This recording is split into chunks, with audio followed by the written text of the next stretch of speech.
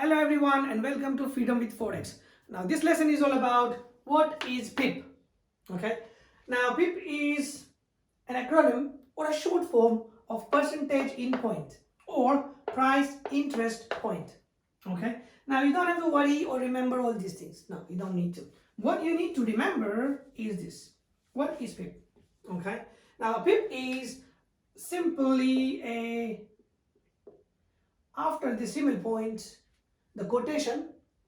If you haven't watched my previous video about the currency pair, then this particular thing you will not understand. So please do go back. I'm going to put a link up here and watch that video and come back again. Okay.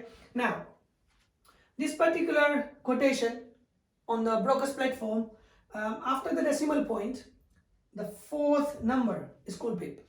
Okay. It's the simplest move, smallest move in the currency pair. Okay, it goes up by one or goes up or down by one pip, one tick. That's what is called pip. So one goes by one up or one down. Okay. Now, there's also a fifth number after the decimal point is called pipette. Okay. Now you don't have to remember or worry about that either, because 10 pipettes is 1 pip. So instead of writing 10, so it goes up 5, 6, 7, 8, 9. Instead of writing 10, that pip will go up by 1 pip. Okay?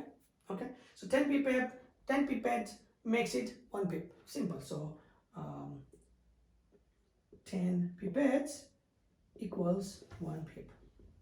Okay? Now again, this is the important bit that you need to know what it is.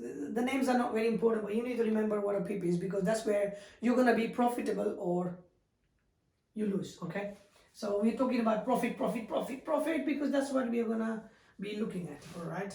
How you're going to be profitable. All right? Now, the two main important thing to remember here about pip is, on a normal, all the other currency pairs, after the decimal point, a pip is fourth number. Okay? But in a Japanese yen pairs, okay? Let's say JPY USD. All right. Now, if the broker quotes you this currency pair, the broker will be quoting you 2 decimal points. So second number after the decimal point is a pip. That's it. That's what is pip. Okay, pip is kind of a unit to measure the currency. That's all.